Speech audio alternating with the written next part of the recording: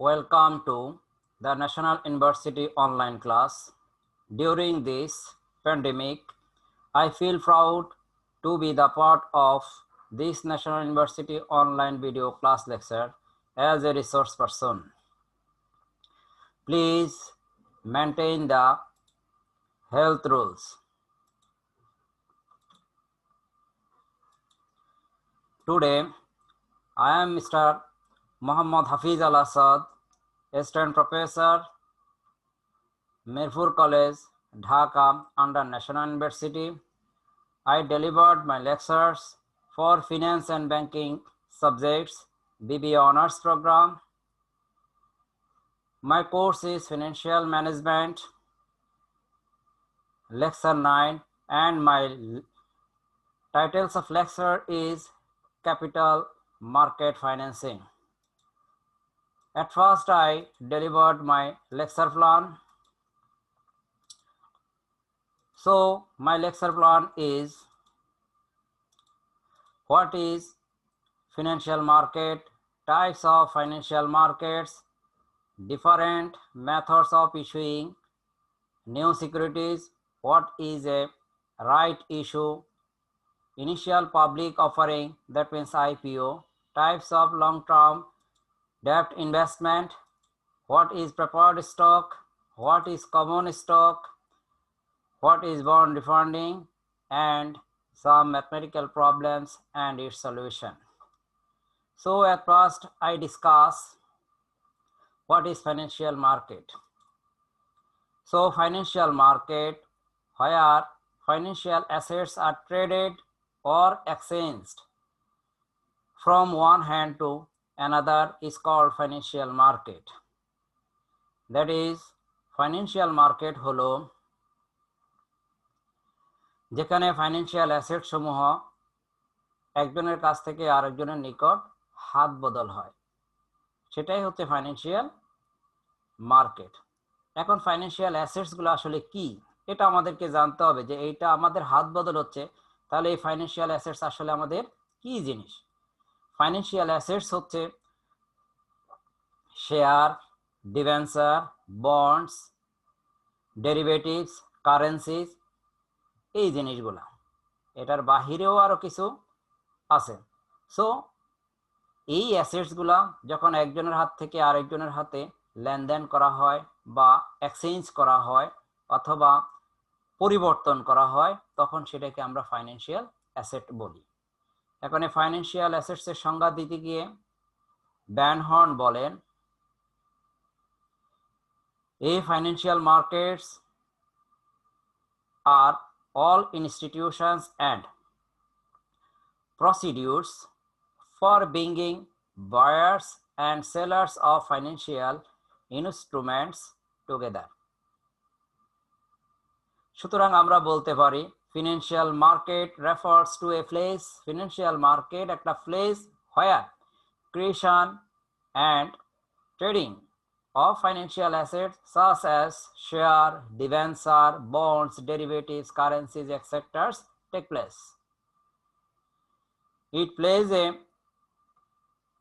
crucial role in allocating limited resource in the country economy.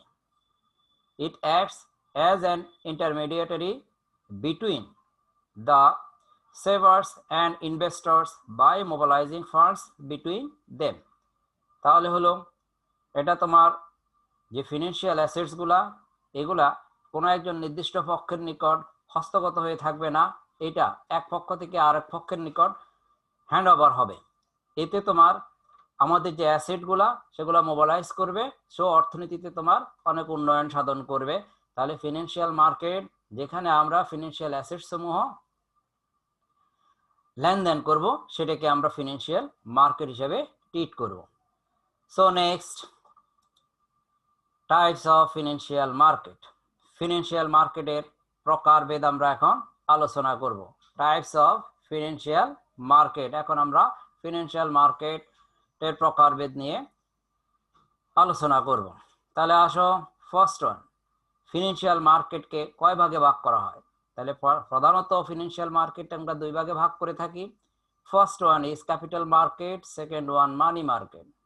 আবার দেখো capital মার্কেটকে আমরা দুই ভাগে ভাগ করি, primary market and secondary market. So আমরা এটা এখন ওয়ান বাই ওয়ান এটা আলোচনা করব। তাহলে ফার্স্ট ওয়ান আসো ক্যাপিটাল মার্কেট। ক্যাপিটাল মার্কেট এটা বাংলা অর্থ আমরা বুঝি মূলধন বাজার। তো মূলধন বলতে কি বোঝানো হয়? দীর্ঘমেয়াদী সম্পদ যেখানে বিনিয়োজিত হয় সেটাই মূলধন, দীর্ঘমেয়াদী সম্পদ। এটা স্বল্প মেয়াদী আসলে বোঝায় না, এটাকে দীর্ঘমেয়াদী জিনিস বা দীর্ঘমেয়াদী ইনস্ট্রুমেন্ট কে বোঝায়। সো ক্যাপিটাল মার্কেট বলতে কি বোঝায়? যেখানে দীর্ঘমেয়াদী সম্পদ লেনদেন করা হয় যে মার্কেটে, সেটাকে বলা হবে ক্যাপিটাল মার্কেট। এখন দীর্ঘমেয়াদ বলতে কি বোঝানো হয়? যেটা 1 বছরের অধিক সময়ের জন্য যেই সিকিউরিটিজ গুলা লেনদেন করা হবে সেটাকে বলা হবে দীর্ঘমেয়াদী সিকিউরিটিজ। সো দীর্ঘমেয়াদী সিকিউরিটিজ গুলা যে মার্কেটে লেনদেন করা হবে সেটাকে বলা হবে দীর্ঘ ক্যাপিটাল মার্কেট। সো আমরা ক্যাপিটাল মার্কেট এইভাবে বলতে পারি, a capital market is a financial market for long term securities. So এটা দীর্ঘমেয়াদী সিকিউরিটিজ যেখানে লেনদেন করা হবে সেটাকে আমরা বলবো ক্যাপিটাল মার্কেট। এটা ফাইন্যান্সিয়াল মার্কেটের একটা part. Corporations may raise funds in the capital market by selling bonds, preferred stock, and common stock. On the other hand, capital market instruments include US Treasury notes, bonds, mortgage, state and local bonds, term loans, and leases. তাহলে দীর্ঘমেয়াদী যে assets বা securities গুলা যে মার্কেটে তোমার ক্রয় বিক্রয় করা হবে সেগুলোকে আমরা মূলত ক্যাপিটাল মার্কেট বলি। আর এই দীর্ঘমেয়াদী ইনস্ট্রুমেন্ট গুলা হচ্ছে তোমার bonds, preferred stock, common stock, local and state bonds, term loans, leases, US treasury bill, treasury notes, etcetera. So এই সকল ইনস্ট্রুমেন্টে তোমার দীর্ঘমেয়াদী। তাহলে এই দীর্ঘমেয়াদী ইনস্ট্রুমেন্ট গুলা যে মার্কেটে তোমার ক্রয় বিক্রয় করা হবে সেটাকে আমরা ক্যাপিটাল মার্কেট বলি। সো এই ক্যাপিটাল মার্কেটকে আবার তোমার দুই ভাগে ভাগ করা হয়, একটাকে বলা হয় প্রাইমারি মার্কেট আর একটাকে বলা হয় সেকেন্ডারি মার্কেট। এখন এই প্রাইমারি মার্কেট কি? প্রাইমারি মানে প্রাথমিক। প্রাথমিক মানে হচ্ছে যেটা একবারে প্রথমে যে অ্যাসেটগুলো আমরা ক্রয় বিক্রয় করব। এখন ফার্স্ট ওয়ান বলতে কি বোঝায় বা প্রথম বলতে কি বোঝাবে? একটা যৌথ মূলধনী কোম্পানি যখন আইপিও বা নতুন শেয়ার ইস্যু করে অর্থ সংস্থানের ব্যবস্থা করবেন তখন সে যে শেয়ারটা বিক্রয় করবেন নতুন ভাবে সেটাকে আমরা প্রাইমারি মার্কেটের একটা ইনস্ট্রুমেন্ট হিসেবে কাউন্ট করব। সো আমরা প্রাইমারি মার্কেট বলতে পারি, in a primary market securities R created for the first time for investor to purchase. Investor যখন একবারে প্রথম অবস্থায় পারচেস করবেন, যেমন আইপিও ইনিশিয়াল পাবলিক অফারিং, একটা কোম্পানি যখন নতুন শেয়ার ইস্যু করবে মার্কেটে তখন একজন ইনভেস্টর যেই শেয়ারটা ক্রয় করবেন সেই শেয়ারটাকে নতুন প্রাইমারি মার্কেটের ইনস্ট্রুমেন্ট বলা হবে, কারণ এটা প্রথম অবস্থায় সে পারচেস করেছে। এটাকে পরবর্তীতে যখন হাত বদল হবে তখন সেটা সেকেন্ডারি মার্কেট এটা ক্রিয়েট হবে। সো আমরা বলি new securities are issued in this market through a stock exchange enabling the government as well as companies to raise capital. যেখানে সরকারের পারমিশন নিয়ে সিকিউরিটি এক্সচেঞ্জ কমিশনের মাধ্যমে বা স্টক এক্সচেঞ্জের মাধ্যমে একটা কোম্পানি নতুন ফান্ড রেজ করবেন এই মার্কেটে, অর্থাৎ সেটা আইপিও বা ইনিশিয়াল পাবলিক অফারিং এর মাধ্যমে তারা এই ক্যাপিটালটা রেজ করবেন। So for a transaction taking place in this market, there are 3 entities involved. তাহলে আমরা এখানে উপরে আলোচনা থেকে আমরা বুঝতেছি যে এখানে পক্ষ তিনটা। এক, জনগণ, অর্থাৎ জনগণ দ্যাট ইজ ইনভেস্টর, যাদের কাছে সংশ্লিষ্ট শেয়ার বা সিকিউরিটি যা প্রাথমিক অবস্থায় বিক্রি করা হবে সেই ইনভেস্টর এরা একটা পক্ষ। যারা বিক্রি করবেন দ্যাট মিন্স কোম্পানি, নতুন শেয়ার বা সিকিউরিটি ইস্যু করবেন, তাহলে তারা আরেকটা পক্ষ। কিন্তু জনগণ, that means investor or company, এদের বাহিরেও আরো একটা পক্ষ থাকে, অর্থাৎ এই শেয়ার বা সিকিউরিটিজ বিক্রয়ের জন্য তারা নিয়োজিত থাকেন, তারা হলো আন্ডাররাইটার। সো এই তিনটা পক্ষ প্রাইমারি মার্কেটের মধ্যে ইনভলভ থাকে। সো প্রাথমিক অবস্থায় ইস্যুকৃত শেয়ার বা সিকিউরিটি যে মার্কেটে লেনদেন করা হবে সেটাকে বলা হবে প্রাইমারি মার্কেট। এরপরে আসো সেকেন্ডারি মার্কেট। সেকেন্ডারি মানে সেকেন্ড পর্যায়ের মার্কেট। তাহলে সেকেন্ড পর্যায়ের মার্কেট বলতে আসলে কি বোঝানো হয়? অর্থাৎ প্রাইমারি মার্কেটে যে ইনস্ট্রুমেন্টগুলো আসবে নতুনভাবে, সেগুলো যখন হাত বদল হবে যেই মার্কেটে, সেটাকে বলা হবে secondary market. So this is the market wherein the trading of securities is done. Secondary market consists of both equity as well as debt markets. এটা সকল প্রকারের সিকিউরিটি যেখানে ক্রয় বিক্রয় করা হবে, অর্থাৎ হাত বদল হবে, সেটা ডেট হতে পারে অথবা ইকুইটি হতে পারে। So securities issued by a company for the first time are offered to the public in the primary market. Once the IPO is done and the stock is listed, they are traded in the secondary market. The main difference between the two is that in the primary market, an investor gets securities directly from the company through IPO. এটা হলো primary মার্কেটে। While in the secondary market, one purchases securities from other investor willing to sell the same. তাহলে secondary মার্কেটের এটা হলো secondary মার্কেটের function. So equity share, bonds, preferred share, treasury bill, debenture etcetera are some of the key product available in the secondary market.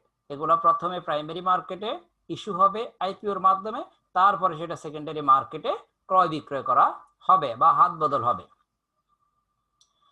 The most important secondary markets in Bangladesh are the securities exchange such as the Dhaka Stock Exchange, সংক্ষেপে DSE, and Chittagong Stock Exchange, CSE. এই দুইটা আমাদের দেশের জন্য, বাংলাদেশের জন্য secondary market হিসেবে বিদ্যমান। তাহলে আমরা সেকেন্ডারি মার্কেট বুঝলাম কি? ইস্যুকৃত শেয়ার বা সিকিউরিটি, প্রাইমারি মার্কেটে ইস্যুকৃত শেয়ার বা সিকিউরিটিজ গুলা যখন হাত বদল হবে যেই মার্কেটে, সেটাকে আমরা সেকেন্ডারি মার্কেট হিসেবে ট্রিট করি। সো এরপরে আসো মানি মার্কেট। তাহলে ক্যাপিটাল মার্কেটের ইনস্ট্রুমেন্ট গুলা সম্পর্কে জানলাম আমরা। ক্যাপিটাল মার্কেটের যে দুই প্রকার, প্রাইমারি এন্ড সেকেন্ডারি, সেটা আমরা জানলাম। এখন আমরা মানি মার্কেট নিয়ে আলোচনা করব। তাহলে আসো মানি মার্কেট কি? যেখানে শর্ট টার্ম সিকিউরিটিজ গুলা ক্রয় বিক্রয় করা হবে, সেটাকে বলা হবে, যে মার্কেটে লেনদেন হবে সেটাকে বলা হবে মানি মার্কেট। তাহলে শর্ট টার্ম সিকিউরিটিজ কি? শর্ট টার্ম বলতে কি বোঝানো হয়? যেটার মেয়াদ খুব কম।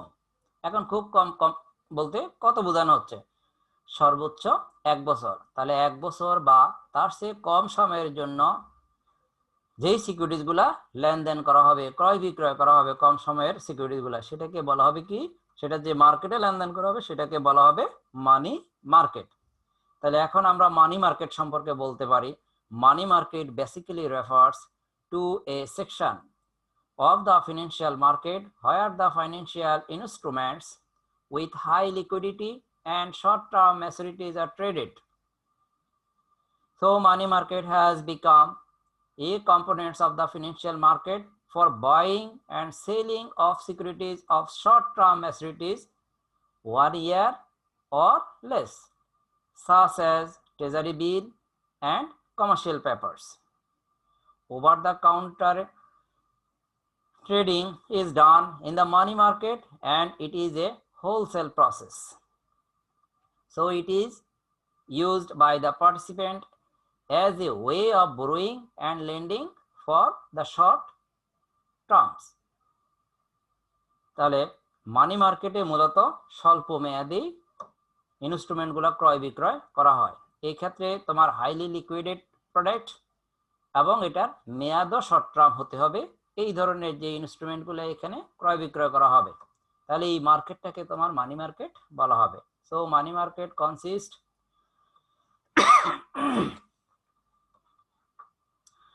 of negotiable instruments such as treasury bills, commercial papers, and certificates of deposit. It is used by many participants, including companies, to raise funds by selling commercial paper in the market. তাহলে আমরা এটা বুঝলাম যে মানি মার্কেটের মাধ্যমে company মানি মার্কেটের মাধ্যমে commercial paper বিক্রয় করে কোম্পানি তার ফান্ড রেজ করতে পারে স্বল্প মেয়াদে। সো এরপরে আসো difference method of issuing new securities, যে নতুন সিকিউরিটিজ বিক্রয়ের বিভিন্ন মেথডগুলো সম্পর্কে। সো আমরা বিভিন্ন মেথড এক্ষেত্রে বিদ্যমান আছে। First one, underwriting method. Underwriting method, এখন এই আন্ডাররাইটিং মেথডকে আবার তোমার দুই ভাগে ভাগ করা হয় বা সেটা দুই ধরনের হয়ে থাকে, যেমন নেগোশিয়েটেড আন্ডাররাইটিং অ্যান্ড কম্পিটিটিভ বিডিং। এটার বাহিরে আছে best effort method, self registration method and right issue method. তাহলে ফার্স্ট ওয়ান আমরা যদি বলি আন্ডাররাইটিং মেথড বা অবলেখন পদ্ধতি। এখন এই অবলেখন পদ্ধতি কি? কোম্পানিগুলো যখন নতুন সিকিউরিটি ইস্যু করে তখন প্রাতিষ্ঠানিক বিনিয়োগকারী এবং ইন্ডিভিজুয়াল ইনভেস্টরের নিকট এই শেয়ার বা সিকিউরিটিগুলা বিক্রয় করে থাকে। এখন বিক্রয় করতে গেলে সংশ্লিষ্ট কোম্পানি যদি সরাসরি বলে আমি বিক্রি করব, তাহলে সেক্ষেত্রে এটা কোনো ইনভেস্টর কিনবে না। তাই যেই প্রতিষ্ঠান নতুন শেয়ার ইস্যু করবে তারা এই শেয়ারগুলা ইনভেস্টমেন্ট ব্যাংক বা বিনিয়োগ ব্যাংকের নিকট সেল করে দেয় একটা নির্দিষ্ট মূল্যে। দেন এই ইনভেস্টমেন্ট ব্যাংক এটা পরবর্তীতে তারা একটা প্রাইস নির্ধারণ করে, ক্রয় মূল্যের চেয়ে বেশি মূল্যে করে এটা মার্কেটে তারা সেল করেন। মার্কেট বলতে ইন্ডিভিজুয়াল ইনভেস্টর এবং ইনস্টিটিউশনাল ইনভেস্টরের নিকট তারা এটা সেল করেন। সো এই প্রসেসে তারা এই শেয়ার বা সিকিউরিটি নতুন ইস্যুকৃত সেগুলা বিক্রয় করেন। এই ক্ষেত্রে তাদের ক্রয় মূল্য এবং বিক্রয় মূল্যের যে বেসিক পার্থক্যটা, যতটুকু পার্থক্য হয় সেই পার্থক্যটা হবে তাদের গেইন। তাহলে আন্ডাররাইটিং মেথডটা হলো যে ইনভেস্টমেন্ট ব্যাংক নতুন ইস্যুকৃত কোম্পানির শেয়ার বা সিকিউরিটিগুলো সবগুলো কিনে নেবেন, দেন তারা ফার্দার এটা সেল করবেন বেশি মূল্যে। সো এইভাবে আন্ডাররাইটিং মেথডটা ইউজ হয়। এখন এই আন্ডাররাইটিং মেথডের যে প্রক্রিয়াটা এটা আবার দুইভাবে সংগঠিত হতে পারে, যেমন নেগোশিয়েটেড আন্ডাররাইটিং, অর্থাৎ এটা ইস্যুকারী প্রতিষ্ঠান এবং বিনিয়োগ ব্যাংক তারা একসাথে শেয়ার বিক্রয়ের দায়িত্ব পালন করেন পারস্পরিক বোঝাপড়ার ভিত্তিতে। অর্থাৎ তারা দুইজন বসে সেখানে সিদ্ধান্ত গ্রহণ করবেন, তার টার্মস অ্যান্ড কন্ডিশনগুলা, তারপরে সেলিং প্রাইস কত হতে পারে এগুলা নিয়ে তারা আলোচনা করবেন, করে তারপরে সিদ্ধান্ত নেবেন এটা বিক্রয়ের এই ইস্যুকৃত সিকিউরিটিজগুলা। তাহলে এটা হলো নেগোশিয়েটেড আন্ডাররাইটিং। দেন আসো কম্পিটিটিভ বিডিং। তাহলে এটা কি? এটা হচ্ছে ইস্যুকৃত প্রতিষ্ঠান, নতুন শেয়ার ইস্যুকৃত বা নতুন সিকিউরিটি ইস্যুকৃত প্রতিষ্ঠান তারা একটা দরপত্র ওপেন করবেন, সেখানে বিভিন্ন পক্ষ তাদের দর উপস্থাপন করবেন। দেন যে বক্সের ভিতরে যে দরপত্রগুলো পড়বে একটা নির্দিষ্ট ডেটে সেটা ওপেন করা হবে, সর্বোচ্চ দরদাতা যারা তাদেরকে সংশ্লিষ্ট কোম্পানি এই শেয়ার বা সিকিউরিটিজ ইস্যুকৃত সেটা বিক্রয়ের দায়িত্ব প্রদান করবেন। তবে সেক্ষেত্রে ইস্যুকৃত প্রতিষ্ঠান কোনো রোল প্লে করতে পারবেন না এই শেয়ার বা সিকিউরিটি বিক্রয়ের ক্ষেত্রে। দরদাতা যারা সর্বোচ্চ তারাই সংশ্লিষ্ট শেয়ারগুলা বিক্রি করার জন্য তারা একটা ম্যানেজিং কমিটি গঠন করবেন, সেই কমিটি এটা বিক্রয়ের প্রয়োজনীয় ব্যবস্থা গ্রহণ করবেন। তাহলে এটা হচ্ছে আন্ডাররাইটিং মেথড। দেন আসো best effort method. Best effort method, তাহলে বেস্ট এফোর্ট মেথডটা কি?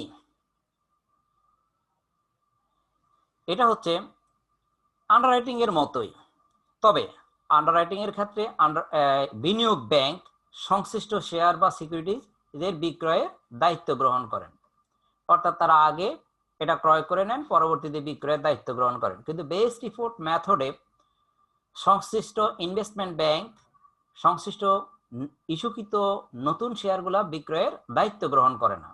তারা বিক্রয় করে দিবেন কিন্তু বিক্রয়ের দায়িত্ব গ্রহণ করবেন না। সো এতে তারা প্রয়োজনীয় স্টেপ নেবেন যে যাতে বিক্রয় হয়, কিন্তু যদি বিক্রয় না হয় তাহলে সেক্ষেত্রে তাদের কোনো প্রবলেম নেই, অর্থাৎ তারা যতটুকু বিক্রয় হবে ঠিক সেই পরিমাণ টাকা ইস্যুকৃত প্রতিষ্ঠানকে টাকা প্রদান করবেন, আর বাকি যে শেয়ারগুলো থেকে যাবে সেই শেয়ারগুলা তারা কোম্পানিকে ব্যাক দিবেন। তাহলে এটাকে বলা হয় বেস্ট এফোর্ট মেথড। এই ক্ষেত্রে যতটুকু শেয়ার সেল করা হবে ঠিক সেই পরিমাণ শেয়ারের উপরে তারা একটা নির্দিষ্ট কমিশন পাবে। তাহলে এটাকে বলা হচ্ছে কি বেস্ট এফোর্ট মেথড। দেন আসো সেলফ রেজিস্ট্রেশন মেথড।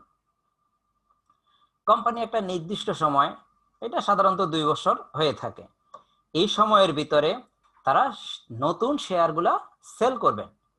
এখন এই নতুন শেয়ার সেল করার জন্য তারা সিকিউরিটি এক্সচেঞ্জ কমিশন থেকে একটা অনুমতিপত্র গ্রহণ করবেন। এখন এই অনুমোদন পাওয়ার পরে তারা আন্ডাররাইটারকে সেই দায়িত্ব প্রদান করবেন। এই সময়ের ভিতরে তাদের যখন যেই পরিমাণ নতুন শেয়ার ইস্যু করার প্রয়োজন হবে তারা সংক্ষিপ্ত অনুমতি নিয়ে স্বল্প সময়ের অনুমোদন নিয়ে তারা এই শেয়ারগুলা সেল করবেন। তাহলে এই পদ্ধতিটাকে সেলফ রেজিস্ট্রেশন মেথড বলে। এখন কেন বলা হয়? কারণ এটা আসলে অনেক সময় ব্যাপী, অনেক 2 বছর দীর্ঘ সময় ব্যাপী এটা এইভাবে করতে হয়, তাই এটাকে সেলফ রেজিস্ট্রেশন মেথড বলা হয়। দেন আসো রাইট ইস্যু মেথড। কোম্পানি অর্থের প্রয়োজন, এটার জন্য কোম্পানি শেয়ার ইস্যু করেন। এখন একটা এক্সিস্টিং কোম্পানির তার এক্সিস্টিং শেয়ার হোল্ডারদের ভিতরে যদি নতুন শেয়ার বিক্রয়ের জন্য প্রস্তাব প্রদান করে সেক্ষেত্রে তাকে বলা হবে রাইট ইস্যু মেথড।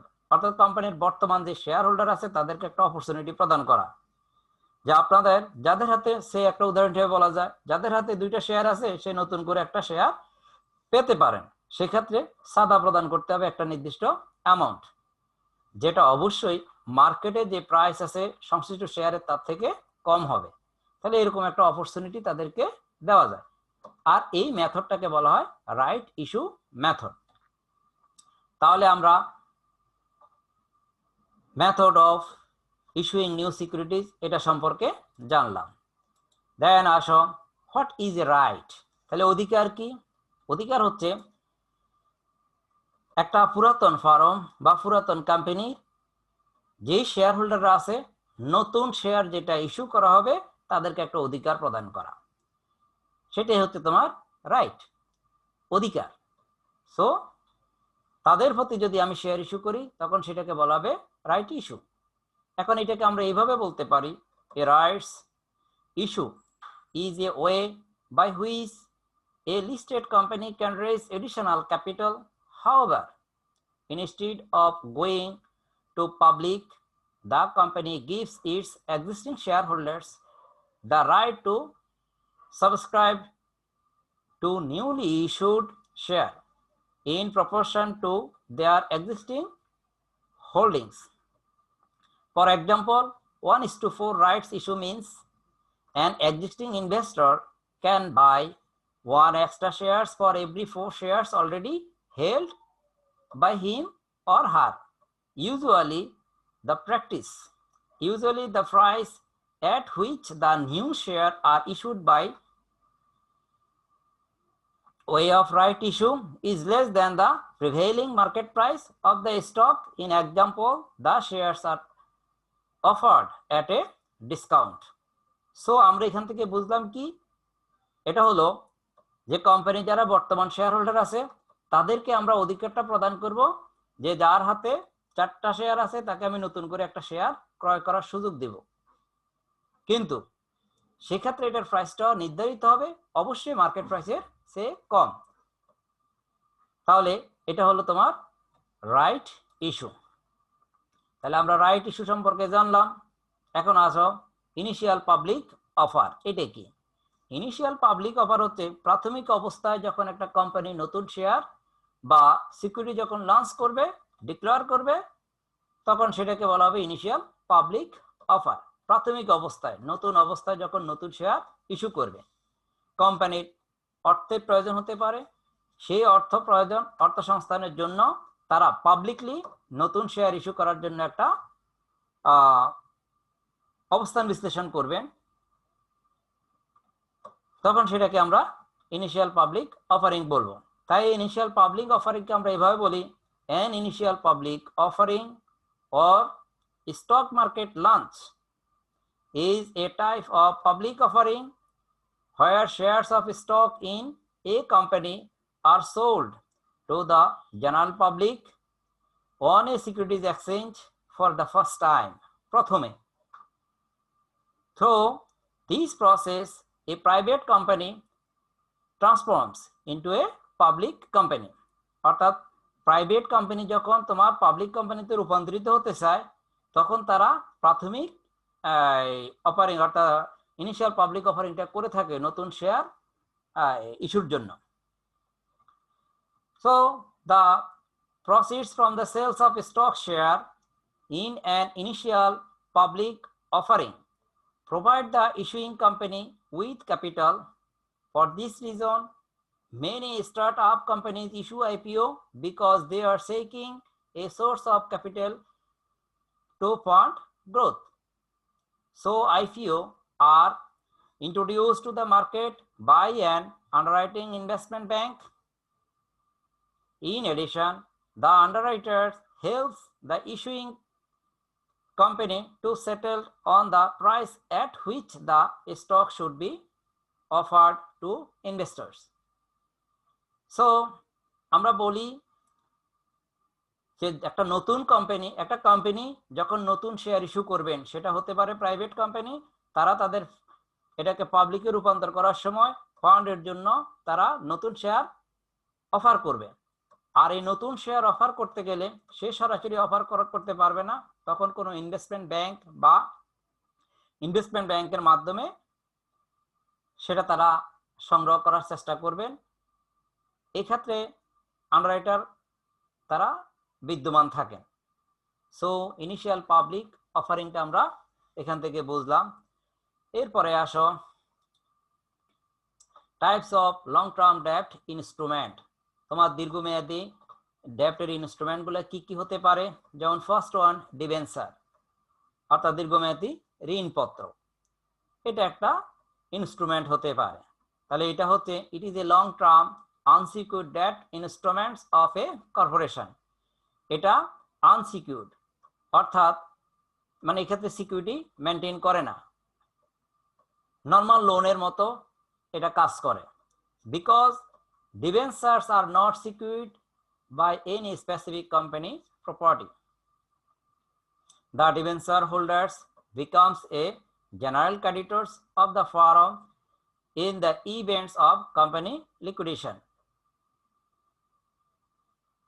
কোম্পানি যখন প্রফিট অর্জিত হবে তখনও তাদেরকে মুনাফা প্রদান করবে, আবার কোম্পানি যখন প্রফিট অর্জিত হবে না, লস হবে, তখনও তাদের ঋণের সুদ তাদেরকে প্রদান করতে হবে। এখন কোম্পানি যখন ডিজলভ হয়ে যাবে তখন আগে তাদের অর্থটা পরিশোধ করে দিবে, এই ধরনের ডেপ্ট হোল্ডার বা ডিবেঞ্চার হোল্ডারদের অর্থ পরিশোধ করে দিবে, কারণ এটা আনসিকিউরড, কারণ এক্ষেত্রে কোনো সিকিউরিটি মেনটেন করা হয় না। সো আমরা ফার্স্ট ইনস্ট্রুমেন্ট পেলাম ডিবেঞ্চার। এখন আসো সেকেন্ড ইনস্ট্রুমেন্ট, সাবঅর্ডিনেটেড ডিবেঞ্চার্স। এখন এই সাবঅর্ডিনেটেড ডিবেঞ্চার্সটা কি?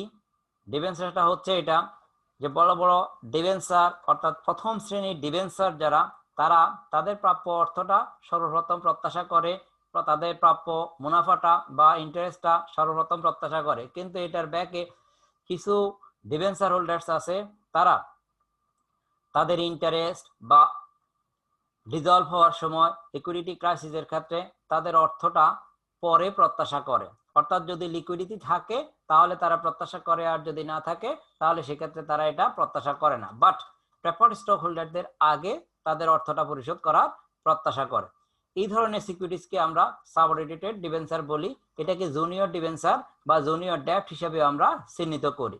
সো আমরা বলতে পারি a long term unsecured debt instruments with a lower claim on assets and income than other assets of ডেপ্ট known as junior debt. আমরা এটাকে জুনিয়র ডেপ্ট হিসেবেও কাউন্ট করি। In the events of liquidation, subordinated debenture holders usually received settlement only if all senior creditors are paid the full amounts owed them.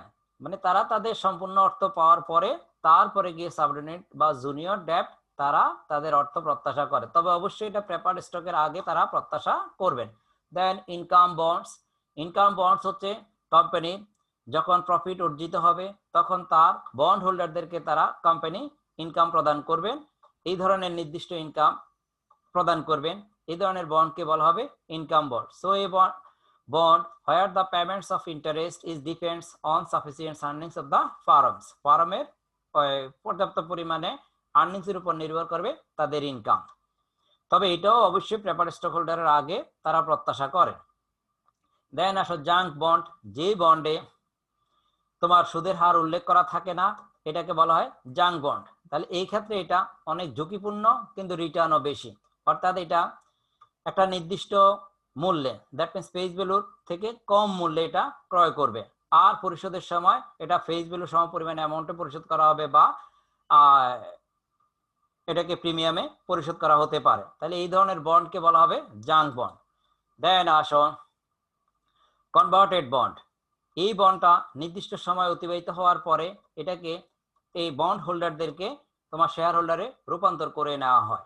তাহলে converted bond gives the bond holders the right to convert the bond into a fixed number of shares of common stock in the issuing company. Issuing company থেকে তাদেরকে কিছু share দিয়ে তাদেরকে share হোল্ডারে রূপান্তর করে নেওয়া হয়, আর এটা হচ্ছে কনভার্টেড বন্ড। তাহলে আমরা এই ইনস্ট্রুমেন্ট গুলা তোমার লং টার্ম ডেপ্টের মধ্যে খুঁজে পেলাম। এরপরে আসো আমরা আলোচনা করব what is preferred stock. Preferred stock মানে হচ্ছে অগ্রাধিকার শেয়ার। এই শেয়ার হোল্ডাররা সর্বক্ষেত্রে অগ্রাধিকার পায়, তবে অবশ্যই সেটা বন্ড হোল্ডারের পরে, অর্থাৎ কোম্পানি যখন ডিসলভ হয় তখন অর্ডিনারি বা কমন শেয়ার হোল্ডারদের আগে তাদের প্রাপ্য অর্থ তাদেরকে প্রদান করতে হয়। আবার যখন মুনাফা ডিস্ট্রিবিউশন হয় সেক্ষেত্রেও বন্ড হোল্ডারদের পরে অগ্রাধিকার শেয়ার হোল্ডারদের অর্থ পরিশোধ করতে হয়, আর জেনারেল শেয়ার হোল্ডার বা অর্ডিনারি শেয়ার হোল্ডারদের আগে তাদের অর্থটা পরিশোধ করতে হয়, তবে এদেরকে নির্দিষ্ট হারে পরিশোধ করতে হয়। যেমন বলা হলো যে 10% প্রেফার্ড স্টক, সো তাদেরকে 10% হারে প্রেফার্ড ডিভিডেন্ড পে করতে হবে। এটা হলো প্রেফার্ড স্টকের প্রথম বৈশিষ্ট্য। প্রেফার্ড স্টককে আমরা হাইব্রিড সিকিউরিটি বলি। এটা কখনো বন্ডের ন্যায় কাজ করে, কখনো শেয়ার হোল্ডারের ন্যায় কাজ করে, তাই এটাকে আমরা হাইব্রিড সিকিউরিটি বলি। তাহলে প্রেফার্ড স্টক সম্পর্কে আমরা বলতে পারি যে preferred stock is a special forms of ownership having a fixed periodic dividend that must be paid prior to payments of any common stock dividend. The first right that preferred shareholders enjoy is the right to dividends received before common stockholders. Shareholders cannot demand that corporation pay a dividend. তারা এটা demand করতে পারে না। Preferred shareholders usually have the right to receive a dividend before common shareholders. This means that the preferred shareholders will be paid first and any dividend left over will go to the common shareholders. তাহলে আমরা আশা করি preferred stock সম্পর্কে বুঝলাম। এরপরে আসো আমরা common stock কি এটা নিয়ে আলোচনা করব। কমন স্টক হচ্ছে কোম্পানির মালিক, কমন স্টক হোল্ডাররা হচ্ছে কোম্পানির সরাসরি মালিক। সো এরা কোম্পানির ভোটিং সিদ্ধান্তে মানে সিদ্ধান্তের ক্ষেত্রে ভোট দিতে পারে, পরিচালনা পর্ষদে আসতে পারে, তারপরে যে কোনো সিদ্ধান্ত গ্রহণের মধ্যে তারা আসতে পারে। এটা হচ্ছে কমন স্টক হোল্ডার। সো এই কমন স্টক হোল্ডার সম্পর্কে আমরা যদি বলি যে common stock is a type of securities that represents ownership of equity in the company. So তারা কোম্পানির মালিক। দেয়ার আর Other terms such as common share, ordinary shares or voting share that are equivalent to a common stock. Common stock কে আমরা বিভিন্ন নামে ডাকি, যেমন এটা common share, ordinary share বা voting share, এটা হিসেবে আমরা এটাকে ডেকে থাকি। So common share holders own the rights to claim the shares in the company's profit and exercise control over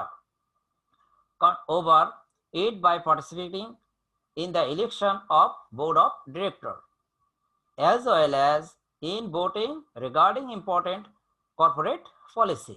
তাহলে আমরা যেটা বললাম, যারা কোম্পানির মালিক, এরা কোম্পানির প্রফিটের মধ্যে তাদের দাবি বা ক্লেম উপস্থাপন করতে পারে এবং কোম্পানির পরিচালনা পর্ষদে সিলেকশনের জন্য তারা ভোট দিতে পারে বা টোটাল কোম্পানির কন্ট্রোলের ক্ষেত্রে তারা কাজ করে। এর এটাই হচ্ছে কমন স্টক, যেটা কোম্পানির সরাসরি মালিক। সো এরপরে আসো, হোয়াট ইজ বন্ড রিফান্ডিং। এখন এই বন্ড রিফান্ডিংটা কি? তাহলে আসো, বন্ড রিফান্ডিং। বন্ড রিফান্ডিংটা হচ্ছে বন্ডের মেয়াদ শেষ হয়ে গেলে বন্ড হোল্ডারদেরকে তাদের অর্থ পরিশোধ করে দিতে হয়। বন্ডের যদি মেয়াদ শেষ হয়ে যায় তাহলে তার বন্ড হোল্ডারদেরকে বন্ডের টাকা পরিশোধ করে দিতে হয়। সেই ক্ষেত্রে কোম্পানি কি করবেন? কোম্পানির কাছে সেই সময় পর্যাপ্ত পরিমাণ অর্থ নাও থাকতে পারে, তাই কোম্পানি নতুন করে বন্ড ইস্যু করবেন, অর্থাৎ সংশ্লিষ্ট পুরাতন বন্ডের টাকা পরিশোধ করার জন্য নতুনভাবে সে বন্ড ইস্যু করবে। এটা রিনিউ করতে পারে, কিন্তু সে ইস্যু করবে কখন? যদি বর্তমান যে বন্ড রিফান্ড করবে সেই বন্ডের সুদের হারের তুলনায় মার্কেটে ঋণের সুদের হার কম হয়, তাহলে সেক্ষেত্রে সে বন্ড রিফান্ডিং করবে, আদারওয়াইজ সেটা রিনিউ করবে। বন্ড রিফান্ডিং এর ক্ষেত্রে তোমার সুদের হার এখানে অবশ্যই কম থাকতে হবে। সো আমরা বলি bond refunding is the process of retiring or redeeming an outstanding bond issue at maturity by using the proceeds from a new debt issue. The new issue is almost always issued at a lower rate of interest than the refunded issue, ensuring significant reductions in interest expense for the issuer. তাহলে দেখো, bond রিফান্ডিং এর ক্ষেত্রে অবশ্যই সুদের হার কম হতে হবে। এটার বাহিরেও কিছু কিছু সময় আছে বন্ড রিফান্ডিং এর জন্য নতুন বন্ড ইস্যু করা হয়। যেমন মার্কেট সুদের হার কমে গেল, কিন্তু আমার বন্ডের ক্ষেত্রে সুদের হার বেশি, তখন স্বাভাবিকভাবে কি করা হবে? নতুন বন্ড ইস্যু করে পুরাতন বন্ড হোল্ডারদেরকে কল করে তাদের অর্থ পরিশোধ করে দেওয়া হবে। তাহলে এটা বন্ড রিফান্ডিং এর একটা কাজ। তাহলে আশা করি আমরা বন্ড রিফান্ডিং সম্পর্কে কিছু আইডিয়া নিতে পেরেছি। এখন আসো, আমরা এরপরে যেটা আলোচনা করব, এই চ্যাপ্টারে কিছু অঙ্ক থাকে, আমরা সেই অঙ্কগুলোর মধ্যে থেকে একটা অঙ্ক আলোচনা করব। তাহলে আসো, আমি যদি সেই অঙ্কটা একটা অঙ্ক বলি যে XYZ company proposed to mark a right issue with a subscription price of taka 10. One new share can be purchased for each 2 shares held. অর্থাৎ যার কাছে 2টা শেয়ার থাকবে সে নতুন করে একটা শেয়ার পাবে, কিন্তু কত টাকার বিনিময়ে? সাবস্ক্রিপশন প্রাইস ইজ টাকা 10, যেখানে সাদা মূল্য ধার্য করা হলো 10 টাকা। The company currently has outstanding 1 lakh share price at টাকা 40 a share. কোম্পানির বর্তমানে মার্কেটে আছে 1 লক্ষ শেয়ার, যেখানে প্রতিটা শেয়ার 40 টাকা। তাহলে দেখো, আমরা রাইট শেয়ার ইস্যুর ক্ষেত্রে বলেছিলাম, রাইট ইস্যুর ক্ষেত্রে যে ক্ষেত্রে সাদা মূল্যটা নির্ধারিত হবে মার্কেট প্রাইসের চেয়ে কম। তাহলে আমাদের দেখো, এই অঙ্কের মধ্যে মার্কেট প্রাইস দেওয়া আছে 40 টাকা আর সাদা মূল্য দেওয়া আছে 10 টাকা। আর এটা হচ্ছে এক্সিস্টিং যে শেয়ার হোল্ডার যারা আছে তাদের ভিতরে এটা ডিস্ট্রিবিউট করা হবে, অর্থাৎ তাদেরকে আমরা প্রস্তাব দেব যে তোমরা এই শেয়ারগুলো কিনতে পারো, যার হাতে 2টা শেয়ার আছে সে একটা নতুন শেয়ার পাবে। সেই কারণে সাদা ধার্য করা হলো 10 টাকা এটা আমরা সাদা ধার্য করলাম, কোম্পানি সাদা ধার্য করলো, কিন্তু মার্কেটে এটার প্রাইস আছে 40 টাকা। সো এখন আমাকে যেটা বের করতে বললো, বলা হলো calculate number of new share, তোমার নতুন কতগুলো শেয়ার ইস্যু করা হলো। এরপরে বলা হচ্ছে অ্যামাউন্ট অফ নিউ ইনভেস্টমেন্ট, এই নতুন ইনভেস্টমেন্টটা কত। বলা হলো total value of the company after right issue, right issue করার পরে কোম্পানির টোটাল ভ্যালুটা কত। Then total number of shares after right issue, এটা কত, and share price after the issue, এই টোটাল ইস্যুর পরে, রাইট ইস্যুর পরে এটা শেয়ার প্রাইস কত। এখন আমরা এটা সলভ করব। তাহলে ফার্স্ট ওয়ান আসো, calculate the number of new share. তাহলে নতুন শেয়ারের প্রাইসটা কত। দেখো আমরা বলি নাম্বার অফ নিউ শেয়ার, এটা হচ্ছে old share, old number of share, number of new share equal to হচ্ছে old number of share divided by number of rights for a new share. নতুন একটা শেয়ার পেতে গেলে তোমার পুরাতন কয়টা শেয়ার লাগবে, number of rights for a new share, নতুন একটা শেয়ারের জন্য পুরাতন কয়টা শেয়ার লাগবে। তো আমরা এই অঙ্ক থেকে দেখেছি যে নতুন একটা শেয়ারের জন্য পুরাতন 2টা শেয়ার লাগবে, আর কোম্পানিতে পুরাতন শেয়ার ছিল 1 লাখ। সো আমরা বলি 1 লাখ ডিভাইডেড বাই 2 সমান নাম্বার অফ শেয়ার নিউ, এটা হলো 50,000। তাহলে আশা করি আমরা এটা বুঝতে পেরেছি। দেন বলা হলো অ্যামাউন্ট অফ নিউ ইনভেস্টমেন্ট, নতুন ইনভেস্টমেন্টটা কত।